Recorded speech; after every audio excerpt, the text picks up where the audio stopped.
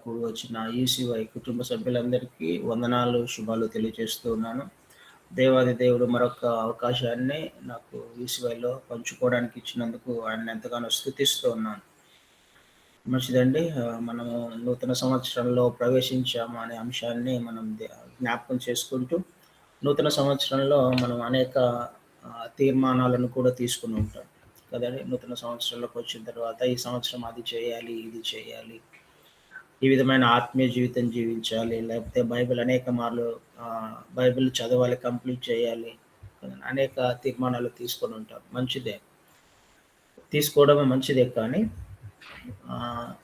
అది ఎంతవరకు మనం ఇంప్లిమెంట్ చేస్తున్నాము అన్నది చాలా ప్రాముఖ్యమైన అంశం కదండీ. ప్రతి సంవత్సరం కూడా ఏదో ఒక తీర్మానం తీసుకుంటూనే ఉంటాం. లేకపోతే దేవుడు చేసిన వాగ్దానాన్ని ఎత్తిపట్టి ఆ సంవత్సరం అంతా ప్రార్థన చేయడానికి, అది మన జీవితంలో, వ్యక్తిగత జీవితంలో నెరవేర్చబడాలి అనే ఆ విషయాన్ని ప్రార్థనాపూర్వకంగా సిద్ధపాటు కలిగి కూడా జీవించే కొంతమంది విశ్వాసులను మనం చూస్తాం.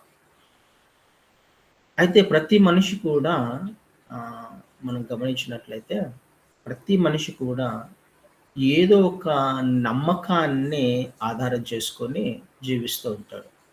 అంటే ప్రతి మనిషి కూడా ఏదో ఒక విషయాన్ని నమ్ముకొని, దానిని ఆధారం చేసుకొని జీవించే ప్రయత్నం చేస్తుంటాడు. అంటే ఉదాహరణకు ఒక వ్యక్తి దేవుణ్ణి నమ్మాడు అని అనుకుందాం. దేవుణ్ణి నమ్మి ఆ మార్గంలో జీవిస్తుంటాడు. లేకపోతే ఇంకొక వ్యక్తి దేవుణ్ణి నమ్మకుండా ఆ మార్గంలో జీవించే ప్రయత్నం చేస్తూ ఉంటారు. లేకపోతే కొంతమంది సైన్స్‌ని నమ్ముతూ ఉంటారు. సైన్స్‌ని నమ్మి ఆ విధమైన జీవితాన్ని జీవించడానికి ప్రయత్నం చేస్తుంటారు. కొంతమంది జ్ఞానాన్ని, కొంతమంది అధికారాన్ని, కొంతమంది డబ్బుని, కొంతమంది ఉద్యోగాన్ని, వ్యాపారాన్ని, ఇలా వారి యొక్క నమ్మకము ఒక దాని మీద పెట్టుకొని ఉంటారు. ఉద్యోగం మీద నమ్మకం పెట్టుకొని, వ్యాపారం మీద నమ్మకం పెట్టుకొని, లేకపోతే ఒక పరిస్థితి మీద, లేకపోతే ఒక విషయం మీద, అధికారం మీద, ఈ విధమైన ఒక విషయం మీద నమ్మకాన్ని పెట్టుకొని వారు జీవించే ప్రయత్నం చేస్తూ ఉంటారు. ప్రతి మనిషి కూడా, ప్రతి వ్యక్తికి కూడా ఏదో ఒక నమ్మకం అనేది ఉంటుంది కదండీ. నేను ఉద్యోగాన్ని నమ్ముకున్నాను, ఉద్యోగాన్ని నమ్ముకొని జీవిస్తున్నాను అన్నప్పుడు ఆ వ్యక్తి యొక్క ప్రవర్తన ఎలా ఉంటుంది సహజంగా మనకి? అయితే చాలా డిసిప్లిన్డ్‌గా ఉద్యోగమును నమ్మినప్పుడు, ఉద్యోగంలో తను చేసే పని విషయంలో చాలా శ్రద్ధ చూపిస్తూ ఉంటాడు. చాలా ఆసక్తి చూపిస్తూ ఉంటాడు. పంక్చువల్‌గా ఉండే ప్రయత్నం చేస్తూ ఉంటాడు. తనకివ్వబడిన బాధ్యతను చక్కగా నెరవేర్చడానికి ప్రయత్నం చేస్తూ ఉంటాడు. కదండీ! ఏ వ్యక్తి దేని మీదైతే ఆశ పెట్టుకున్నాడో, ఏ వ్యక్తి దేనిని ఆధారం చేసుకొని జీవించే ప్రయత్నం చేస్తున్నాడో, దేనిని నమ్ముతున్నాడో, దాని మీద ఆ నమ్మకంలో ఆయన నమ్మకంగా జీవించే ప్రయత్నం చేస్తూ ఉంటాడు. ఆ ఆధారపడిన విషయంలో, ఆ మార్గంలో వెళ్తున్న విషయంలో నమ్మకంగా ఉండడానికి ప్రయత్నం చేస్తాడు కదండీ! ప్రతి ఒక్కరి విషయంలో కూడా, ప్రతి ఒక్కరం కూడా. ఏదో ఒక ఆధారం ఉంటుంది. ఏదో ఒక నమ్మకం ఉంటుంది. ఏదో ఒక విశ్వాసం ఉంటుంది. ఉద్యోగంలో నేను నమ్మకంగా జీవించాలి. యాక్చువల్‌గా నాకివ్వబడిన బాధ్యతలో నేను నమ్మకంగా ఉండాలి. నమ్మకంగా జీవించాలి. ఆ బాధ్యతను నేను సక్రమంగా నెరవేర్చాలి అని నేను ఉద్యోగంలో జాయిన్ అయ్యా. నేను ఆ ఉద్యోగంలోనే నేను నమ్మకంగా లేకపోతే నేను ఉద్యోగంలో ఎందుకు జాయిన్ అయినట్టు? నేను డిసిప్లిన్‌గా లేకుండా నా ఇష్ట ప్రకారం వచ్చినట్టు ఉద్యోగానికి వెళ్తూ, ఆ ఉద్యోగంలో కూడా నా ఇష్ట ప్రకారం చేసుకుంటూ వెళ్తే వెళ్తాను, లేకపోతే లేదు. నేను సబ్మిట్ చేసుకోవాల్సిన చోట సబ్మిట్ చేసుకోకుండా, విధేయత చూపించవలసిన నా బాస్‌కి విధేయత చూపించవలసిన చోట విధేయత చూపించకుండా జీవిస్తున్నప్పుడు అసలు ఉద్యోగంలో ఎందుకు చేరావు? చేరాల్సిన అవసరం ఉంది. అంటే నువ్వు, నేను, మనము దేనిని ఆధారం చేసుకొని, దేనిని నమ్మి జీవిస్తున్నామో అందులో నమ్మకంగా ఉన్నామా లేదా అన్నది చాలా ప్రాముఖ్యమైన విషయం.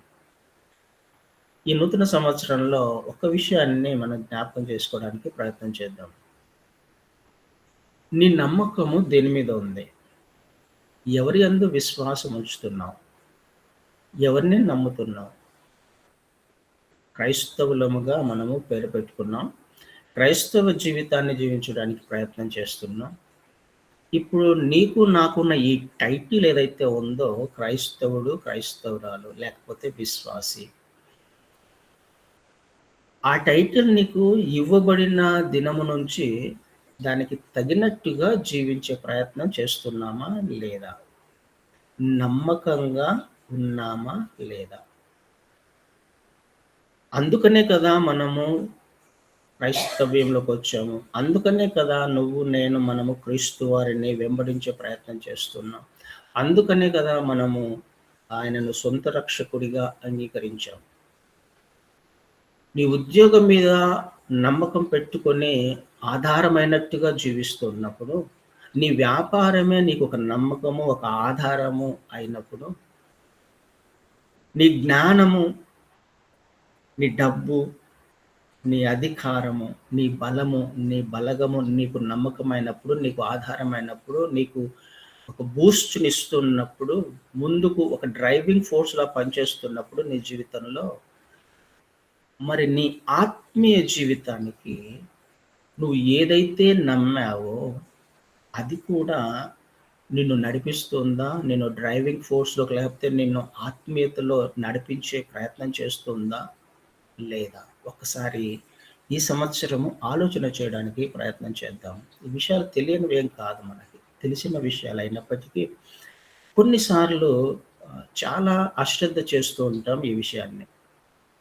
కదండీ! ఆత్మీయ జీవితము, శరీర సంబంధమైన జీవితము ఈ రెండిటిలో మనము ఎక్కువగా ప్రాముఖ్యత ఇస్తున్న విషయమేంటి? ఎక్కువగా మనం ఆధారపడుతున్న విషయమేంటి? ఎందుకు నేను క్రీస్తును నమ్మాను? నమ్మిన క్రీస్తు వారికి నమ్మకంగా జీవిస్తున్నానా లేదా? అని ఒక్కసారి ఈ సంవత్సరము ఆలోచన చేయడానికి ప్రయత్నం చేద్దాం. మిగతా విషయాలలో నమ్మకంగా ఉన్నప్పుడు నువ్వు ఈ విషయంలో ఎంతవరకు నమ్మకంగా ఉన్నావు? ఎంతవరకు ఆసక్తిగా ఉన్నావు? ఎంతవరకు ఆధారపడ్డావు? ఎంతవరకు ఆయన మార్గంలో జీవించే ప్రయత్నం చేస్తున్నావు? ఎందుకు ఈ విషయాలను తెలుసుకోవడానికి ప్రయత్నం చేయాలి మనము?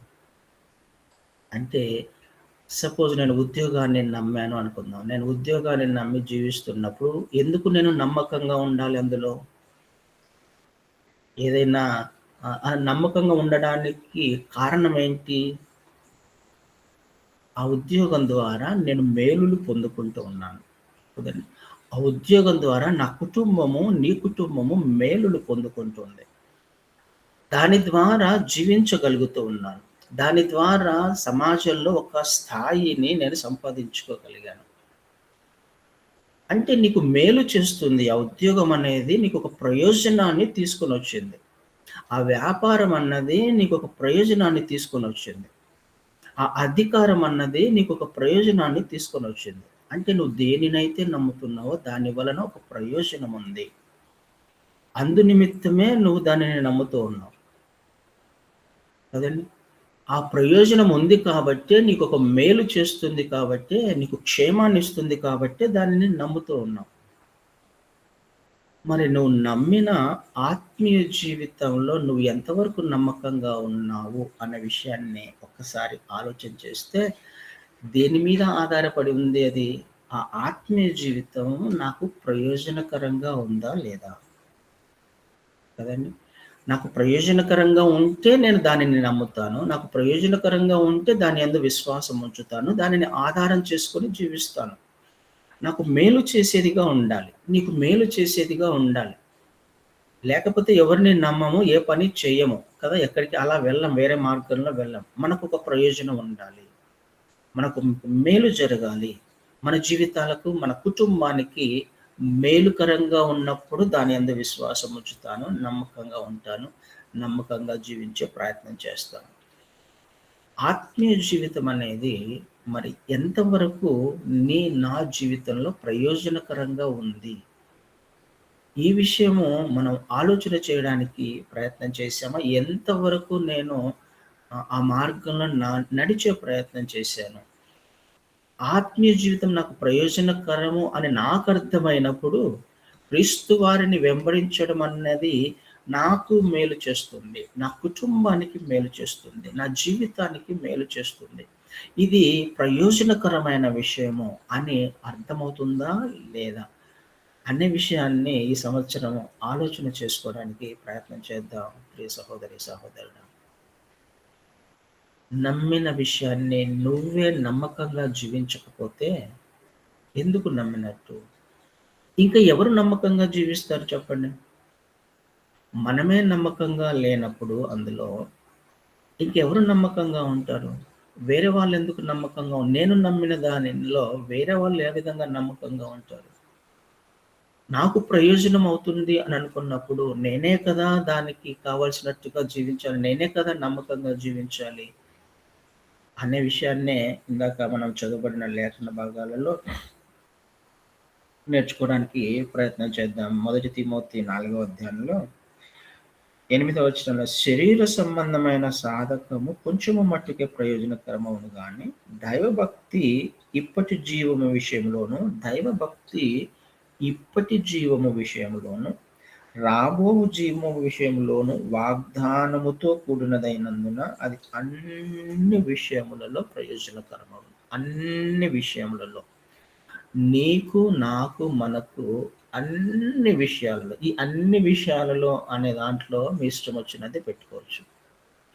ఏ ఏ విషయాలలో అంటే మీరు ఏదైతే అనుకుంటున్నారో, ఏదైతే కావాలనుకుంటున్నారో, ఏదైతే కొదువగా ఉంది అని అనుకుంటున్నారో, అన్ని విషయములలో అని అర్థం. అన్ని విషయములలో ప్రయోజనకరమవుతుంది. అయితే కొంత మట్టుకే లాభకరం, కొంత మట్టుకే ప్రయోజనకరం ఏది?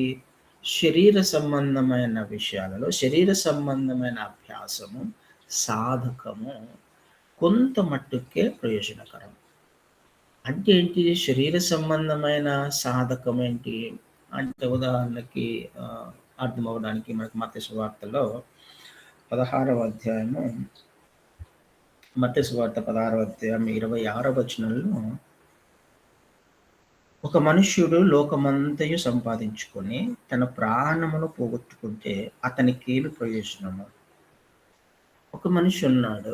ఒక వ్యక్తి లోకమంతా సంపాదించుకున్నాడు. అంటే ఒక వ్యక్తి ఈ సంవత్సరము ఉద్యోగాన్ని సంపాదించుకున్నాడు. ఆ ఉద్యోగంలో నమ్మకంగా జీవిస్తున్నాడు. వచ్చే సంవత్సరము డబ్బును సంపాదించుకునే ప్రయాసలో పడ్డాడు. వచ్చే సంవత్సరం డబ్బును సంపాదించుకుంటున్నాడు. మరొక సంవత్సరం అధికారాన్ని సంపాదించుకున్నాడు. మరొక సంవత్సరం జ్ఞానాన్ని సంపాదించుకోవడంలో ప్రయాసపడుతున్నాడు.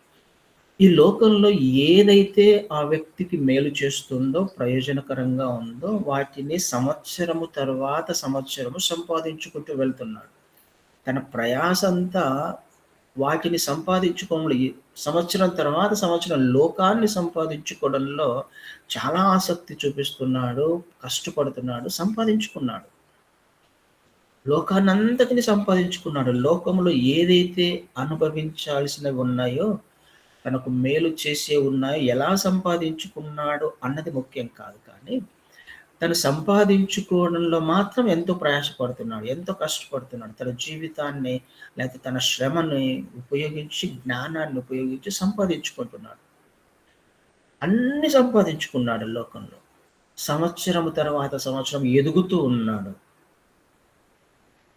ఉద్యోగంలో ప్రమోషన్ విషయంలో, లేకపోతే వ్యాపారంలో డబ్బు సంపాదించుకోవడం విషయంలో, అధికారాన్ని సమాజంలో, లేకపోతే పాలిటిక్స్‌లో, లేకపోతే ఇంకొక విషయంలో సంవత్సరము తర్వాత సంవత్సరము ఆ వ్యక్తి ఎదుగుతూ ఉన్నాడు. బలపడుతూ ఉన్నాడు. ఒక శక్తిగా తయారవుతున్నాడు. లోకాన్ని సంపాదించుకున్నాడు. అయితే ఒకరోజొచ్చింది చనిపోయాడు. ఒకరోజొస్తుంది. ఎవరికైనా ఒకరోజొస్తుంది. ఈ లోకాన్నంతటిని సంపాదించుకున్నాడు. కానీ ఒకరోజొచ్చింది చనిపోయాడు. ఏదైతే సంపాదించుకోవడానికి ప్రయాసపడ్డాడో సంవత్సరము తర్వాత సంవత్సరము ఏ ఆ సంవత్సరాలలో ఏదైతే సంపాదించుకున్నాడో అది ఆ వ్యక్తిని కాపాడలేకపోయింది. ఉద్యోగం కాపాడలేకపోయింది. వ్యాపారం కాపాడలేకపోయింది. అధికారం కాపాడలేకపోయింది. డబ్బు కాపాడలేకపోయింది. బలగము కాపాడలేకపోయింది. ప్రయోజనం లేకపోయింది కదా! అవన్నీ ప్రయోజనం అని అనుకున్నాడు. ఈ లోక సంబంధమైన విషయాలు ప్రయోజనాన్ని ఇస్తాయేమో అని అనుకున్నాడు. మేలు చేస్తాయేమో అనుకున్నాడు. కానీ అవి ఏవి కూడా తనకు ప్రయోజనకరంగా లేవు. ఏది కూడా తన ప్రాణాన్ని కాపాడలేకపోయింది. ఇదే ప్రయోజనం అని అనుకున్నాడు తను. ఇదే నిజమైన జీవితం అని అనుకోని ప్రయాసపడ్డాడు. జీవితమంతా శ్రమపడ్డాడు. కానీ చనిపోయాడు. లోకాన్ని సంపాదించుకున్నాడు. ఏం ప్రయోజనము? కదండీ! ఆలోచన చేయడానికి ప్రయత్నం చేద్దాం ఈ సంవత్సరం. నేను దేనిని సంపాదించుకునే ప్రయత్నం చేస్తూ ఉన్నాను? ఏది నాకు ప్రయోజనకరము? దానిని సంపాదించుకోవడంలో తను అనేక అభ్యాసం చేశాడు. నిజమే కదా! ఏదైనా సంపాదించుకోవాలి అని అంటే ఊరికే రాదు. కష్టపడాలి. ప్రాక్టీస్ చేయాలి. అది మన జీవితాన్ని ఒక డిసిప్లిన్‌గా మనంతకు మనము నడిపించుకోవాలి. అది ఉద్యోగం చేసేటప్పుడు డిసిప్లిన్‌గా వెళ్ళాలి. అది ఒక ప్రాక్టీస్ అది. దానంతట అది రాదు. ఉదయమే ఎన్ని గంటలకు వెళ్తే నేను కరెక్ట్ టైంకి వెళ్తాను అని ఒక ఆలోచన, ఒక షెడ్యూల్ వేసుకొని వెళ్ళాలి. ఏది చేస్తున్నప్పటికీ ఒక ప్రాక్టీస్, ఒక అభ్యాసము, సాధకము అది చేస్తేనే అందులో పర్ఫెక్షన్‌లోకొస్తాం. ఆ వ్యక్తి లోకాన్ని సంపాదించుకోవడంలో అభ్యాసం చేశాడు. ఒక డిసిప్లిన్‌గా తన జీవితాన్ని, తన కుటుంబాన్ని నడిపించుకోవడానికి ప్రయత్నం చేశాడు. సంపాదించుకున్నాడు. కానీ చనిపోయాడు. ఎంత అభ్యాసం చేసినా ఒకరోజు చనిపోవాల్సొస్తుంది. కానీ అది ఏది తన చావును ఆపలేకపోయింది. కదండీ! ఏది ఆపలేకపోయింది. అదే ప్రయోజనకరం అనుకున్నాడు. అదే పర్మనెంట్ అనుకున్నాడు. కానీ అది కొంత మట్టుకే ప్రయోజనకరము. కదండీ! అదే లేఖన భాగాలు మనం చదివిన వాక్య భాగం. శరీర సంబంధమైన సాధకము కొంచెం మట్టుకే ప్రయోజనకరం. ఎంతవరకు ప్రయోజనకరం అది? మహా అంటే 70 సంవత్సరాలు లేకపోతే 80 సంవత్సరాలు. ఒక వ్యక్తి ఈ లోకంలో జీవించినంత కాలం. అది ప్రయోజనాన్ని ఇస్తుందేమో! అది ప్రయోజనాన్ని ఇవ్వచ్చేమో! కానీ తర్వాత మాట చాలా ప్రాముఖ్యమైనది. కానీ దైవభక్తి ఇప్పటి జీవము విషయములోను, రాబోవు జీవము విషయంలోను వాగ్దానముతో కూడినదైనందున అది అన్ని విషయములలో ప్రయోజనకరం. భయభక్తులు కలిగిన జీవితము. దేనినైతే నువ్వు నమ్మావో, ఏ దేవుడినైతే నువ్వు విశ్వసించావో, ఎవరినైతే వెంబడిస్తానని తీర్మానం తీసుకున్నావో, అందులో నమ్మకంగా జీవించడం, అందులో అభ్యాసం చేయడం, సాధకం చేయడం, డిసిప్లిన్‌గా జీవించడం, నమ్మిన విషయంలో నమ్మకంగా జీవించడం. అది మాత్రమే.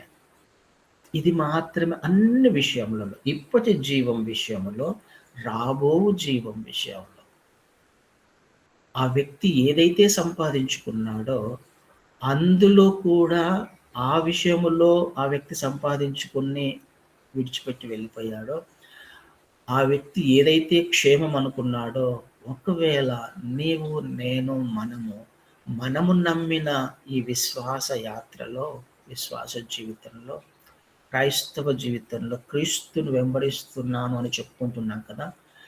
ఆయనను నిజంగా నువ్వు నమ్మితే, దైవ భక్తి ఉంటే, భయభక్తులు ఉంటే, అందులో నువ్వు అభ్యాసం చేయగలిగితే, డిసిప్లిన్ స్పిరిచ్యువల్ లైఫ్‌ని జీవించగలిగే ప్రయత్నం చేస్తే, అది ఆ వ్యక్తి సంపాదించుకున్న దానికంటే నువ్వు అత్యధికమైన సమాధానముతో కూడిన ఆనందాన్ని, సంతోషాన్ని నీ జీవితంలో నువ్వు పొందుకోగలవు. కదండీ! ఒక దెబ్బకు 2 పిట్టలు అంటాం కదా! ఆ వ్యక్తి ఒక్క విషయం మీదనే కాన్సంట్రేట్ చేశాడు లోకాన్ని సంపాదించుకోవడంలో. కానీ ఇక్కడ అదే నువ్వు సంపాదించుకో. అక్కడే నువ్వు ఆనందించాలి.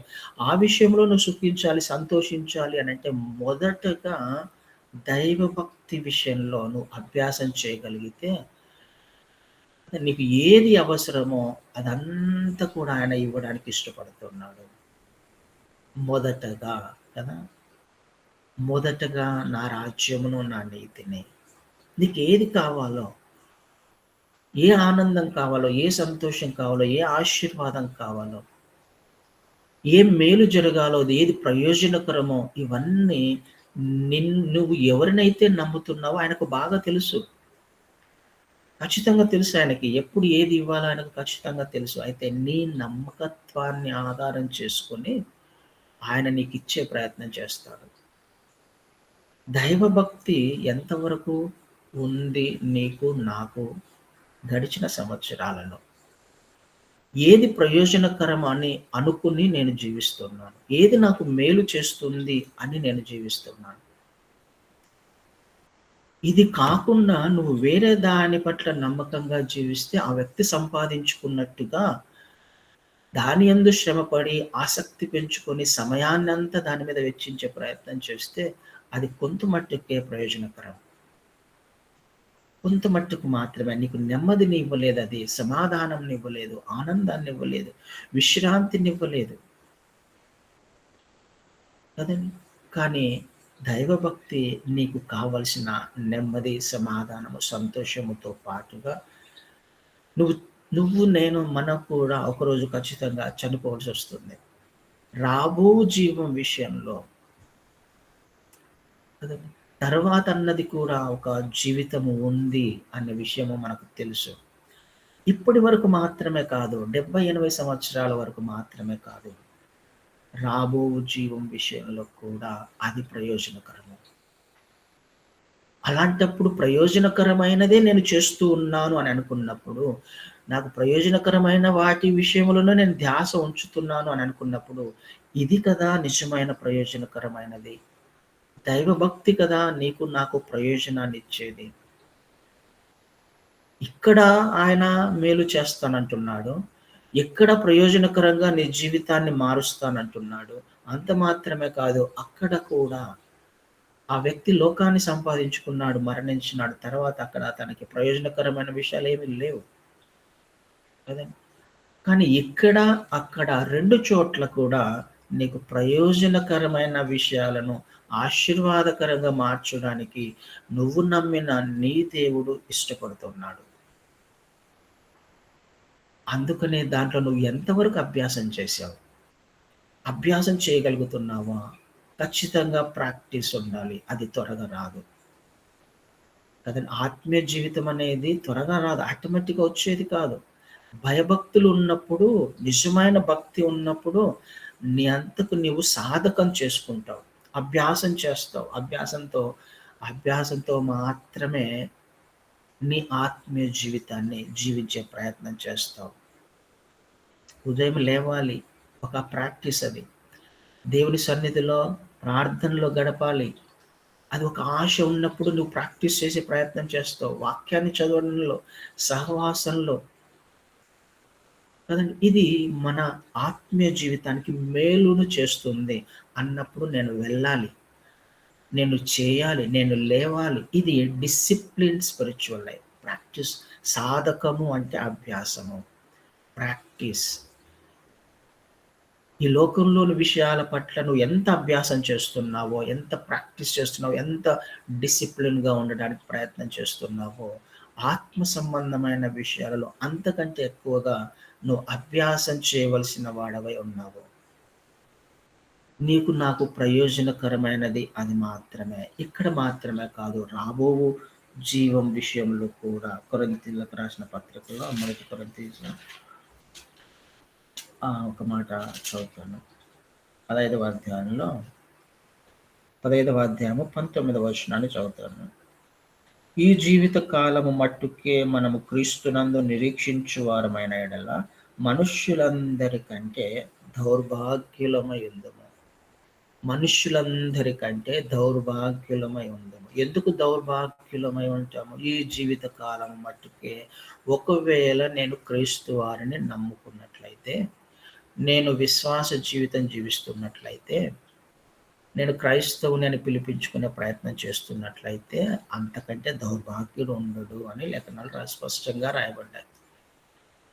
ఆ వ్యక్తి సంపాదించుకున్నాడు. లోకాన్నంతటిని సంపాదించుకోవడానికి ప్రయత్నం చేశాడు. ఆ విధంగా క్రైస్తవులు కూడా అనేక మంది ఉన్నారు. వచ్చే జీవిత కాలం నుంచి లేకపోతే అసలు క్రీస్తు వారు ఎందుకొచ్చారో కాన్సెప్ట్ కూడా తెలియని, అర్థం చేసుకోలేని వాళ్ళు చాలామంది ఉన్నారు.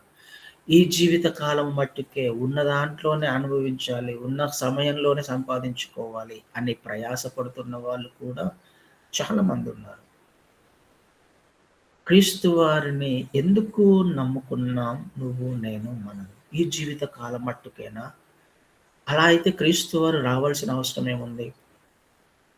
కదండీ! ఈ జీవిత కాలం మట్టుకైతే క్రీస్తు వారు ఈ లోకంలోకి రావాల్సిన అవసరం లేదు.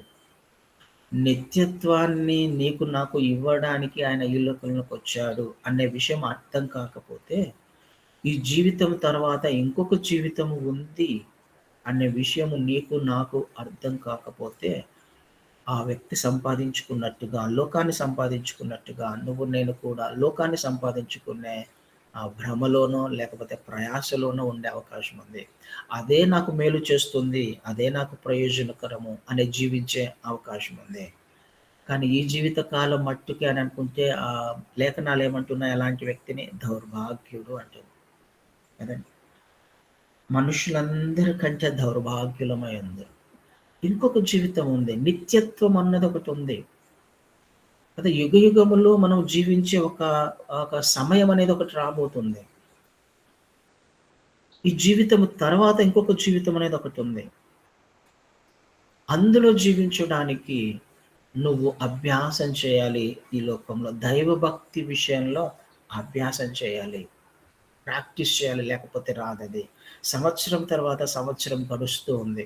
ఎంతవరకు నేను అభ్యాసం చేశాను? ఏ ఏ విషయాల్లో నేను జయించగలిగాను? ఏ ఏ విషయాలను నేను జయించగలిగాను? అభ్యాసం చేస్తున్నాము అనంటే ఉద్యోగానికి నేను పంక్చువల్‌గా వెళ్తున్నానంటే అర్థమేంటి? టైంకి వెళ్తున్నాను నేను. ఉద్యోగము 9 గంటలకు అనంటే 9:00 నేను ఉంటున్నానక్కడ. అంటే దేనిని జయించావు నువ్వు? మొదటిగా నా సోమరితనాన్ని జయించాలి. ఎన్ని గంటలకు లేస్తే నేను ఎన్ని గంటలకు ఆఫీస్‌కి వెళ్తానో నేనొక ఆలోచన కలిగి అన్ని గంటలకు లేయగలుగుతున్నా. అంటే సోమరితనాన్ని జయించగలిగాను. సమయాన్ని నేను సద్వినియోగం చేసుకోవడంలో నేను ముందుగా ఉన్నాను. దానిని అభ్యాసం చేశాను. కదండీ! అందులో సాధకం చేయగలిగాను. ఎగ్జాక్ట్‌గా నువ్వు ఆత్మీయునిగా, ఆత్మీయురాలిగా, దైవభక్తి కలిగిన విశ్వాసిగా జీవిస్తున్నావు, జీవించాలి అనంటే అభ్యాసం కావాలి. కదండీ! ఎన్ని గంటలకు లేయగలిగి నువ్వు ప్రార్థనకి రాగలుగుతున్నావు? ఎంత శ్రద్ధగా నువ్వు వాక్యం వినగలుగుతున్నావు? నీ వ్యక్తిగత జీవితంలో ఎంత శ్రద్ధగా నువ్వు వాక్యాన్ని ధ్యానించుకోగలుగుతున్నావు? ప్రార్థనలో గడపగలుగుతున్నావు? ఇందులో ఏమన్నా అభ్యాసం చేస్తూ ఉన్నావా? ఎందుకు చేయాలి? నీకు ప్రయోజనకరం కాబట్టి అది. ఇప్పుడు మాత్రమే కాదు, రాబోవు జీవం విషయంలో కూడా ప్రయోజనకరం కాబట్టి అది. అందులో అభ్యాసం చేయడానికి ప్రయత్నం చేయాలి. కదండీ! అదే ప్రయోజనకరం. నీకు నాకు ప్రయోజనకరం అదే. మనం ఎందుకొరకు నమ్ముకున్నామో, లేకపోతే అసలు మనం ఎందుకు సృష్టించబడ్డామో అనే విషయమన్నా మనకు అర్థం కావాలి. నువ్వు, నేను, మనము ఈ లోకంలోకి ఎందుకొచ్చాము? ఎందుకు సృష్టించుకున్నాడు ఆయన మనల్ని? ఎందుకు సృష్టించబడ్డాం? ఈ విషయం మనకు తెలియనివేం కాదు. కదండీ! యెషయా గ్రంథంలో ఆ మాట ఆయననే ఖచ్చితంగా స్పష్టంగా ఒక మాట మాట్లాడతాడు. యెషయా గ్రంథం 43వ అధ్యాయంలో యెషయా 43 7వ వచనాన్ని చదువుతాను. 43:7 నా మహిమ నిమిత్తము నేను సృజించిన వారిని, నా నామము పెట్టబడిన వారినందరిని తెప్పించుము. నేనే వారిని కలుగజేసి తిని, వారిని పుట్టించిన వాడను నేనే. నా మహిమ నిమిత్తము, ఆయన మహిమ నిమిత్తము నువ్వు నేను సృష్టించబడ్డాం. ఆయన మహిమ నిమిత్తము నీకు నాకు ఆయన నామాన్నిచ్చాడు. ఆయన పేరును పెట్టాడు. కదండీ! పుట్టించిన వాడాయనే. ఎందుకు పుట్టించాడు? ఆయన మహిమ నిమిత్తం. ఈ విషయం మనకు అర్థమైనప్పుడు నేను అభ్యాసం చేయడానికి ప్రయత్నం చేస్తాను. కదండీ! సంవత్సరం తర్వాత సంవత్సరాలు గడుస్తూ ఉన్నాయి. ఈ చిన్న విషయము లేకపోతే బేసిక్ విషయము మనకు అర్థమవుతుందా లేదా? ఎవరి నిమిత్తమైతే నేను సృష్టించబడ్డానో వారి కొరకు నేను నమ్మకంగా జీవిస్తున్నానా లేదా? అది నా కొరకే. ఆయన కొరకేం కాదు. నేను నమ్మకంగా జీవించేది ఆయన కొరకేం కాదు. నీ మేలు కొరకే, నీ ప్రయోజనం కొరకే. ఆయనకేదో తక్కువై కాదు కదండీ! ఆయనకేదైనా తక్కువయిందా? నేను నమ్మకంగా జీవించడం వలన ఆయనకేమన్నా నేనొకటి లేకపోతే ఏదైనా చేస్తున్నానా ఆయనకి? ఆయన నిన్న, నేడు, రేపు ఏకరీతిగా ఉన్నవాడు. మనం సృష్టించబడక ముందు ఆయన ఉన్నాడు. ఆయనకు మహిమ ఉంది. ఆయనకు ఘనత ఉంది. కదా! సృష్టి జరగక ముందు కూడా ఎప్పటినుంచో ఉన్నవాడాయన. సెల్ఫ్ ఎగ్జిస్టింగ్ గాడ్ ఆయన ఎప్పుడుంచో ఉన్నాడు. వేవేల కోట్ల దేవదూత గణాల చేత ఆయన కొనియాడబడుతున్నాడు. ఆయనకేదో తక్కువై నిన్ను, నన్ను, మనల్ని సృష్టించుకోలా. కదండీ! ఒక్కసారి ఆలోచన చేద్దాం. నీకు ప్రయోజనకరమైనది దైవభక్తి విషయంలో నువ్వు అభ్యాసం చేస్తూ ఉన్నట్లయితే, ఆయన ఎందు నిమిత్తమైతే నిన్ను పంపించాడో ఆ ఉద్దేశ్యం నెరవేర్చబడుతుంది. అప్పుడు ఆయన నామం ఘనపరచబడుతుంది. నీకు మేలు చేయడం ద్వారా, నీకు ప్రయోజనకరంగా ఉండడం ద్వారా, నీకు ప్రయోజనకరమైన మార్గాన్ని ఆయన ఆల్రెడీ సిద్ధపరిచి పెట్టాడు. ఇప్పటి జీవం విషయంలో, రాబో జీవం విషయంలో కూడా. ఆలోచన చేయడానికి ప్రయత్నం చేద్దాం. ప్రియ సహోదరి, సహోదరుడా, నేనెందుకు సృష్టించబడ్డాను? ఎందుకు సృష్టించబడ్డావు? ఈ విషయం అర్థమవుతుందా? ఈ విషయం అభ్యాసం చేయగలుగుతున్నానా? మలాకిలో అంటాను. నేను యజమానుడిని అనుకుంటున్నావా నువ్వు? నన్ను యజమానుడు అని పిలుస్తున్నావా? నేను మీ బాస్‌నా? అయితే నాకిచ్చే గౌరవం ఇస్తున్నావా? నన్ను ఘనపరుస్తున్నావా? నేను నీ తండ్రినా? అయితే నన్ను ఘనపరుస్తున్నావా అని అంటాడు కదండీ! మొదటి అధ్యాయం 6వ వచనంలో చూస్తాం. మలాకిలో. యజమానుడైతే నాకు రావాల్సిన ఘనత ఎక్కడ? తండ్రినైతే నాకు రావాల్సిన ఘనత ఎక్కడ? ఎప్పుడొస్తుంది ఆయనకు ఘనత? నాకు అర్థమైనప్పుడు. ఆయనెవరో నాకు అర్థమైనప్పుడు. ఎందుకు పంపించారో నాకు అర్థమైనప్పుడు. ఏది నాకు శాశ్వతమైన ప్రయోజనాన్ని ఇస్తుందో నాకు అర్థమైనప్పుడు. ఆయన ఉద్దేశ్యం నాకు అర్థమైనప్పుడు. కదండీ! ఈ లోక సంబంధమైన అభ్యాసము కొంతవరకు మాత్రమే. సంపాదించుకుంటాం, లోకాన్ని సంపాదించుకుంటాం. ఏం ప్రయోజనం ఆ వ్యక్తికి? ఎందులోనూ నువ్వు నమ్మకంగా జీవించడానికి, మనుషుల మధ్య నమ్మకంగా జీవించడానికి, లేకపోతే ఒక ఆర్గనైజేషన్‌లో నమ్మకంగా జీవించడానికి, దేవుని పట్ల, దేవుని ఎదుట నమ్మకంగా జీవించడానికి ప్రయత్నం చేస్తే, మిగతా విషయాలన్నీ ఆటోమేటిక్‌గా సెట్ అయిపోతాయి. అన్నీ కూడా ప్రయోజనకరంగా మారుతాయి. ఏది చేసినా, తిన్నను, త్రాగినను ఆయన మహిమార్థం. ఆయనకు మహిమ వచ్చే విధంగా నువ్వు ఎందుకొరకు సృష్టించబడ్డావో నువ్వు తెలుసుకున్నప్పుడు ఆటోమేటిక్‌గా జరిగే పని అది. సంవత్సరాలు గడుస్తున్నాయి ప్రియ సహోదరి, సహోదరుడా. ఆయన రాకడకు అతి సమీపంగా వచ్చేసాం. ఆయన అతి త్వరలో రాబోతున్నాడు. లోకంలో శ్రమలు ఎక్కువైపోతూ ఉన్నాయి. అన్ని విషయాలను చూస్తూనే ఉన్నాం. అన్నీ జరగవలసినట్టుగా జరుగుతూ పోతూ ఉన్నాయి. అయినప్పటికి కూడా దైవభక్తి విషయంలో నేను సాధకము చేయలేని స్థితిలో ఉన్నాను అనంటే ఒక్కసారి ఆలోచన చేద్దాం ఈ సంవత్సరం. ఇందులో నాకు అభ్యాసం లేదు, నాకు ప్రాక్టీస్ లేదు, నేను చేయలేకపోతున్నాను అనంటే ఎక్కడ తప్పిపోయామో ఒక్కసారి జ్ఞాపకం చేసుకుందాం ఈ సంవత్సరమైనా. ఇది మాత్రమే ప్రయోజనకరము. ఇది మాత్రమే నిన్ను నిత్యత్వానికి నడిపిస్తుంది. దైవభక్తి విషయంలో అభ్యాసం మాత్రమే. ఆయన ఎందుకొరకైతే నిన్ను ఈ లోకంలోకి తీసుకొనొచ్చాడో, ఆ ఉద్దేశంలో నువ్వు నమ్మకంగా జీవించినప్పుడు మాత్రమే నిత్యత్వానికి వెళ్ళగలవు. ఈ విషయం నాకు తెలియనిదేం కాదు. అనేక సంవత్సరాల నుంచి తెలుసు. అనేక మెసేజెస్ వింటున్నాను. కానీ అభ్యాసం చేస్తున్నానా? ప్రాక్టీస్ చేస్తున్నానా? ఆలోచన చేద్దాం ఈ సంవత్సరమైనా. మనకు ప్రయోజనకరమైనవేంటో మన ముందు లేఖనాల ద్వారా బయలుపరచబడ్డాయి. తెలిసి కూడా చేస్తున్నానా? చేయలేకపోతున్నానా? ఆలోచన చేద్దాం. ఇంకా ఎక్కడ బలహీనంగా ఉన్నాను? ఎక్కడ ఇంకా నేను ముందుకు వెళ్ళలేకపోతున్నాను? ఎక్కడ నేను జయించలేకపోతున్నాను? ఈ సంవత్సరము మనల్ని మనము స్వపరీక్ష చేసుకోవడానికి ప్రయత్నం చేద్దాం. ఎందుకు చేసుకోవాలి? అది నాకు మేలు చేస్తుంది కాబట్టి. అది నాకు ప్రయోజనకరం కాబట్టి. నీ క్షేమం కొరకే, నీ కుటుంబం బాగు కొరకే, నీ పిల్లల బాగు కొరకే. నా జీవితము చక్కగా నడిపించబడడానికే, ఆశీర్వదించబడడానికే. ఆలోచన చేద్దాం. ఈ సంవత్సరము గడిచిపోకముందే, సమయం గడిచిపోకముందే, ఇవ్వబడిన సమయంలోనే దైవభక్తి విషయంలో, భయభక్తుల విషయంలో, ఆత్మీయ విషయంలో అభ్యాసం చేసుకోవడానికి ప్రయత్నం చేద్దాం. దేవుని నుండి పొందుకోవాల్సిన ఆశీర్వాదాలను, నడిపింపును పొందుకోవడానికి ప్రయత్నం చేద్దాం. అట్టి కృప దేవుడు మనందరికి అనుగ్రహించును గాక. Amen. Thank you sister. Thank you so much.